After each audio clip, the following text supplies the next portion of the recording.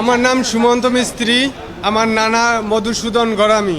হয়তোবা সে যদি জীবিত থাকতো তাহলে এখানে সে থাকতো, তার পরিবর্তে আমি আসছি। আমার নিজের কাছে খুব অনুতপ্ত হয় বা অনেক খারাপ লাগে যে যে দেলোয়ার হোসেন সাইদির বিরুদ্ধে সেও একটা চক্রান্তের সাথে জড়িত হইয়া টাইনু বলে সাক্ষী দিয়েছে। নিজেকে কখনো আমি ক্ষমা করতে পারিনি, কারণ সে এমনই একটা ব্যক্তি ছিল।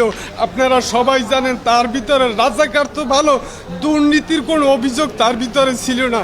কিন্তু এই যে আওয়ামী লীগ সরকার বা প্রধানমন্ত্রীর চক্রান্তে সে একজন রাজাকার হয়েছে। সে দীর্ঘদিন জেলখানায় কাটাইছে এবং মৃত্যুর আগ পর্যন্ত সে জেলখানায় ছিল। সেজন্য নিজেরে ক্ষমা করতে না পাইরে আমি এইখানে আইসা আপনাদের সবাইরে জানাইতেছি এবং মিডিয়ারে জানাইলে দেশবাসী জানবে, সেই জন্যই আমার এখানে আসা।